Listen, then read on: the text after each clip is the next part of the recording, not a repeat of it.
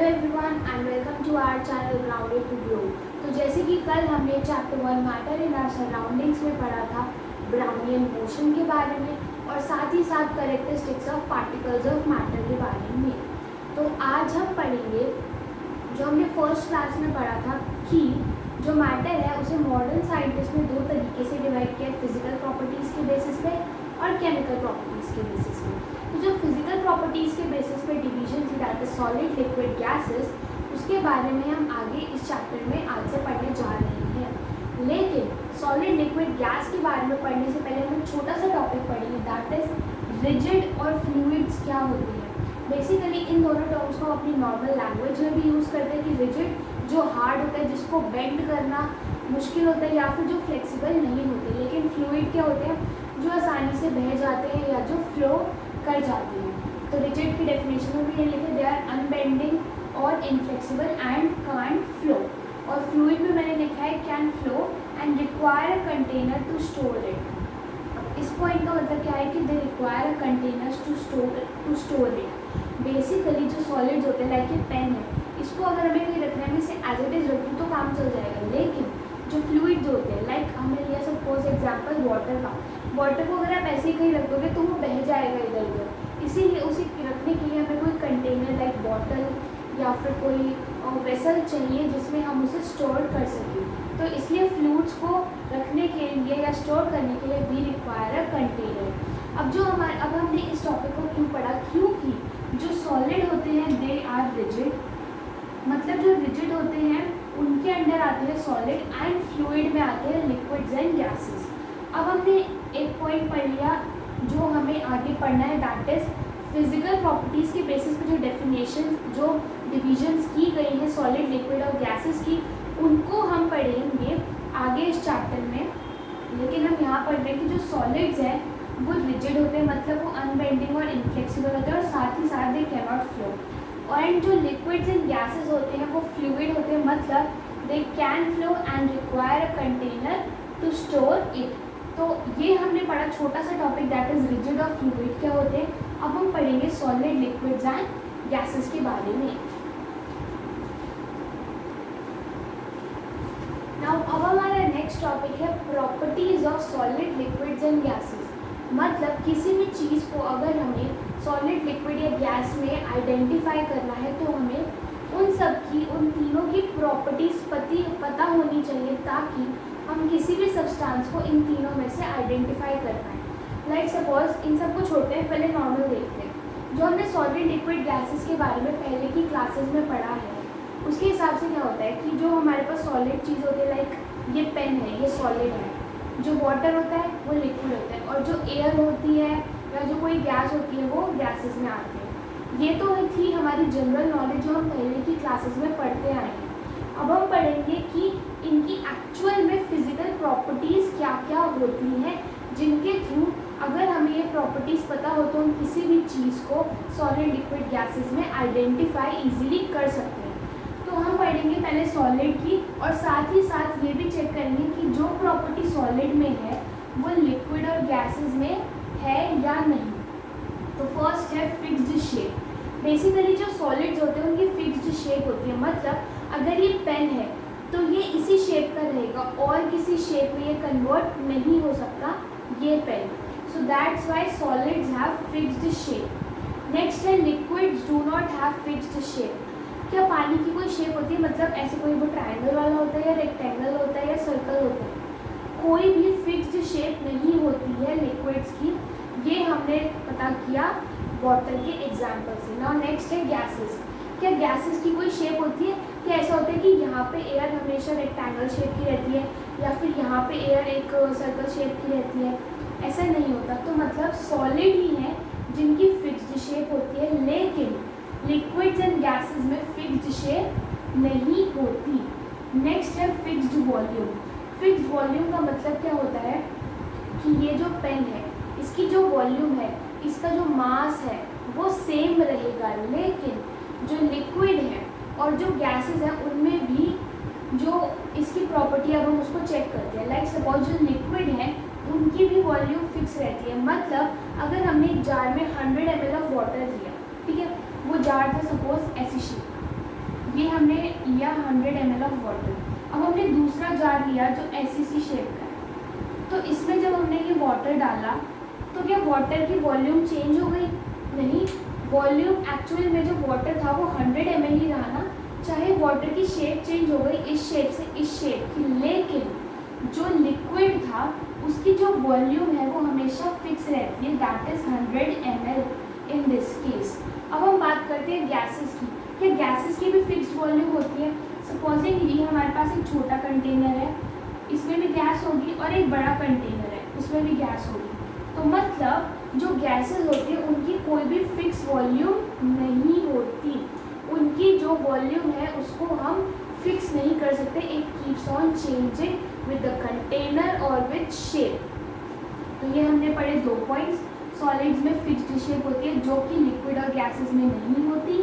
Solids में fixed volume होती है जो लिक्विड में तो होती है लेकिन गैसेस में नहीं होती। नाउ नेक्स्ट पॉइंट है can't be compressed much. Compress का मतलब होता है प्रेशर करके उसको ऐसे दबाना। लाइक ये पेन है, ये सॉलिड है, क्या आप इसको ऐसे प्रेस करोगे तो ये दब पा रहा है? नहीं दब पा रहा। So that's why the solids can not be compressed much. लेकिन जो लिक्विड है वो भी इस पॉइंट को सपोर्ट करते हैं कि जो लिक्विड है उसको भी हम ज़्यादा कंप्रेस नहीं कर सकते। लाइक सपोज ये जो कंटेनर था इसकी अगर स्ट्रेंथ है 500 मिलीलीटर ऑफ वाटर, हमने इसको फिल कर दिया 500 मिलीलीटर ऑफ वाटर, तो क्या ऐसा हो सकता है कि 500 फिल करने के बाद हम इसमें अगर कंप्रेस करें तो और पानी आ जाएगा? नहीं, 500 मिलीलीटर ही आएगा ना। तो इसीलिए जो लिक्विड है हम उन्हें भी कंप्रेस नहीं कर सकते, लेकिन गैसेस में ऐसा नहीं होता। अगर हमारे पास एक कंटेनर है उसमें ऐसा भी हो सकता है कि उसमें सिर्फ 10 ग्राम गैस हो। सपोजिंग उसमें सिर्फ उसको हमने ओपन रख दिया तो ऐसा हो सकता है कि उसमें सिर्फ 10 ग्राम गैस हो, लेकिन सपोजिंग कि हमारे पास कोई सिलेंडर था तो आप उसको उठा के देखोगे ना तो वो बहुत हैवी होता है, उसमें बहुत वेट होता है। अप्रॉक्सीमेटली उसमें सपोजिंगली 10 किलोग्राम ऑफ गैस होती है। तो मतलब उस सिलेंडर में 10 किलोग्राम ऑफ गैस भी आ सकती है और 10 ग्राम ऑफ गैस भी आ सकती है। तो इसीलिए हम कहते हैं कि जो गैस है वो आराम से कंप्रेस हो सकती है, मतलब उसको दबा के उसमें और जगह आ सकती है। अब इसके लिए सिंपल से एग्जांपल कि गैस कैसे कंप्रेस हो जाती है।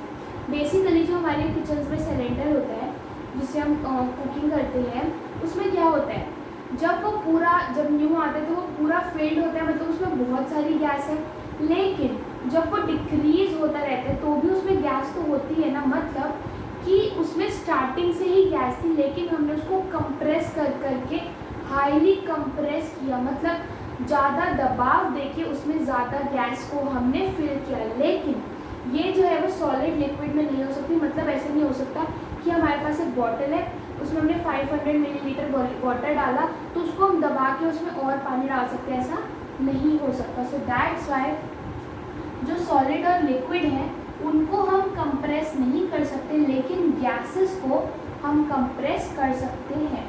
नेक्स्ट पॉइंट है सॉलिड का, दे हैव हाई डेंसिटी और are heavy in nature. Basically जो सॉलिड होते हैं वो हैवी होते हैं, जो लिक्विड होते हैं वो मॉडरेट टू हाई डेंसिटी होते हैं। मतलब कुछ लिक्विड्स हैवी भी हो सकते हैं और कुछ लिक्विड्स मॉडरेट वेट के भी होते हैं, लेकिन जो गैसेस होती हैं वो बहुत ही लाइट वेट या लो डेंसिटी की होती है। नाउ नेक्स्ट पॉइंट है सॉलिड्स डोंट फ्लो। ये तो हमने रिजिड और जब फ्लूइड में डिफरेंस पढ़ा तब भी देखा कि था कि जो सॉलिड होते हैं वो फ्लो नहीं करते और लिक्विड और गैसेस जो है वो फ्लो कर जाते हैं, इसीलिए उन्हें रखने के लिए हमें कंटेनर की रिक्वायरमेंट होती है। अब लास्ट पॉइंट है solids they do not fill the container completely. मतलब अगर सपोज मेरे पास एक जार है, मैंने उसमें इस पेन को डाल दिया तो क्या ये पेन उस पूरे जार को कम्प्लीटली फिल कर पाएगा? नहीं कर पाएगा। So that's why solids do not fill the container completely. अब हम इसी केस में लिक्विड को लेते हैं। हमारे पास एक जार है उसमें सपोज 1 मिलीलीटर वाटर आ जाता है, लेकिन हमारे पास था 500 मिलीलीटर वाटर। अब हमने जब 500 मिलीलीटर ऑफ वाटर डाला तो क्या वो पूरा कंटेनर फिल हो गया? नहीं हुआ। इसीलिए solid and liquids do not fill the container completely. लेकिन जो गैसेस होती हैं वो अपने कंटेनर को फुल्ली फिल करती हैं। अगर एक कंटेनर को मैं ओपन रख दूँ तो हो सकता है कि उसमें 10 ग्राम गैस हो या जो भी ऐसा यूनिट होती है, या फिर ये भी हो सकता है कि उसी कंटेनर में मैं कंप्रेस करके 1 किलोग्राम के अराउंड गैस को भी फिल कर पाऊँ।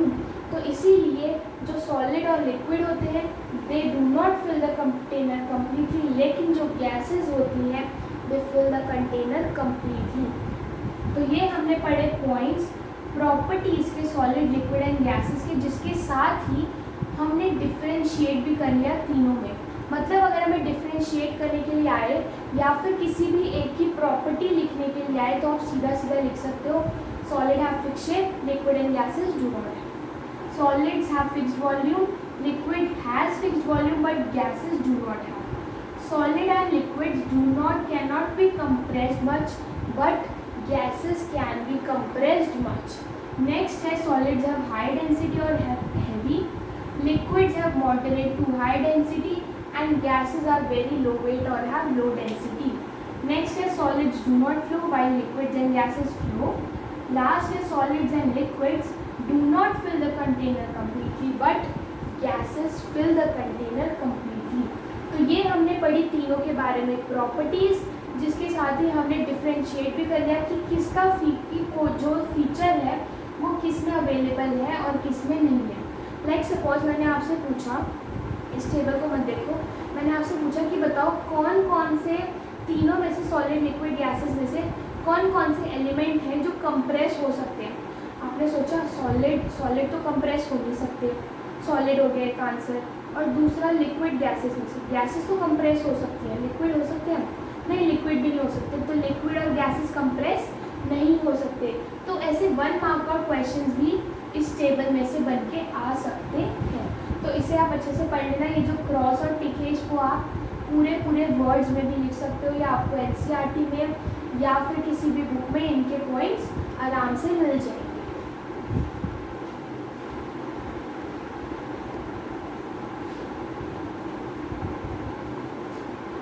अभी हमने जस्ट पढ़ा कि सॉलिड, लिक्विड्स और गैसेस की डिफरेंट प्रॉपर्टीज़ होती हैं। अब किसी के माइंड में ये आ सकता है कि यार ये तीनों है तो मैटर, तो फिर इन तीनों की अलग अलग प्रॉपर्टीज़ क्यों हैं। तो यही हमारा नेक्स्ट टॉपिक है कि why they have different properties. मतलब सॉलिड, लिक्विड एंड गैस की डिफरेंट प्रॉपर्टीज़ क्यों होती हैं। बेसिकली इन तीनों की प्रॉपर्टीज़ 3 फैक्टर्स पे डिपेंड करती हैं। वो है spaces between them, interparticle force and motion. इन तीनों बेसिस पे डिपेंड करती है सॉलिड, लिक्विड और गैसेस की प्रॉपर्टीज़। स्पेसेस बिटवीन देम का मतलब क्या होता है कि जो सॉलिड, लिक्विड और गैसेस हैं उनके जो पार्टिकल्स हैं उनके बीच में कितना स्पेस है।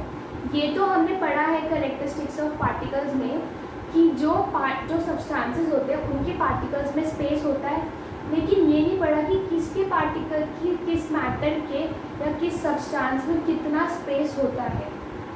एक्चुअली जो सॉलिड्स होते हैं, फिर लिक्विड होते हैं, फिर गैस होते हैं। मतलब गैसेस के जो पार्टिकल्स होते हैं उनमें सबसे ज़्यादा स्पेसेस होते हैं। लाइक अगर सॉलिड ये है तो इसमें जो पार्टिकल्स होंगे वो ऐसे होंगे, मतलब बहुत क्लोजली एकदम आसपास होंगे। जो लिक्विड होंगे उसमें हो सकता है कि वो थोड़े दूर हो, और जो गैस होते हैं उसमें, गैसेस होती है उनमें तो बहुत दूर होते हैं, लाइक दिस। मतलब कि जो सॉलिड होते हैं उनमें जो पार्टिकल्स होते हैं उनके बीच में बहुत कम डिफरेंस होता है। लिक्विड्स में सॉलिड के मुकाबले ज़्यादा डिफरेंस होता है, एंड जो गैसेस होती हैं उनमें उनके पार्टिकल्स के बीच में सबसे ज़्यादा गैप होता है। तो ये था हमारा फर्स्ट पॉइंट जो डिटरमाइन करता है इन तीनों की प्रॉपर्टीज़ को, that is spaces between them. मतलब सॉलिड में सॉलिड के पार्टिकल्स में सबसे कम space, then liquid and then gases, मतलब गैसेस के पार्टिकल्स में सबसे ज़्यादा स्पेस होता है। नेक्स्ट है inter particle force. Inter particle force को हमने कल भी पढ़ा था कि it is the force that binds the particles of a substance together। मतलब जो एक छोटे छोटे पार्टिकल्स हैं इनको आपस में जोड़ के जो फोर्स रखती है उसे हम कहते हैं इंटर पार्टिकल फोर्स और कोहेशन, राइट। तो इसमें क्या होता है कि अगर यहाँ पे आप फर्स्ट पॉइंट से इसको लिंक करना, इसमें जो पार्टिकल्स है वो कितनी आसपास है, तो मतलब इनका इंटर पार्टिकल फोर्स भी ज़्यादा होगा, राइट। जो लिक्विड है उनमें थोड़ा दूर दूर है, मतलब उसमें इंटर पार्टिकल फोर्स भी कम होगा। और जो गैसेस है उसमें देखो कितनी दूर दूर है, मतलब कि गैसेस में सबसे कम होगा inter particle force, right. Spaces में सबसे ज़्यादा स्पेस किस में होती है, गैसेस में। लेकिन जब इंटर पार्टिकल फोर्स की बात आती है, मतलब पार्टिकल्स के बीच में जो फोर्स है वो सबसे ज़्यादा किस में होती है, सॉलिड्स में। सॉलिड्स में इंटर पार्टिकल फोर्स सबसे ज़्यादा होती है। और किस टाइप में सबसे ज़्यादा स्पेसेस होती है, that is gases. Now next है मोशन, मतलब जो पार्टिकल्स है सॉलिड, लिक्विड और गैसेस के, किसके पार्टिकल्स सबसे ज़्यादा मोशन या मूवमेंट शो करते हैं। एक्चुअली इसमें सबसे ज़्यादा गैसेस के जो पार्टिकल्स है वो मूवमेंट शो करते हैं, क्योंकि उनमें बहुत ज़्यादा गैप है और इंटर पार्टिकल फोर्स भी कम है। सबसे ज़्यादा गैस के पार्टिकल्स मूवमेंट शो करते हैं, देन लिक्विड के एंड देन सॉलिड्स के।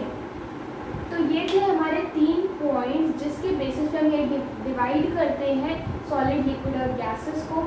स्पेसेस, किसके पार्टिकल्स के बीच में सबसे ज़्यादा स्पेस होती है, गैसेस। किसके पार्टिकल्स में सबसे ज़्यादा इंटर पार्टिकल फोर्स होती है, सॉलिड्स। और किस टाइप में सबसे ज़्यादा, किस टाइप के पार्टिकल सबसे ज़्यादा मोशन शो करते हैं, गैसेस। तो ये हमने पढ़ा कि why solid, liquid and gases possess different properties because of these 3 reasons, that is the space between the particles, the interparticle force and motion। Space सबसे ज़्यादा गैसेस में, इंटरपार्टिकल फोर्स सबसे ज़्यादा सॉलिड्स में एंड मोशन किसके पार्टिकल्स में सबसे ज़्यादा, गैसेस में। तो ये था ये topic, why do solid, liquids and gases have different properties.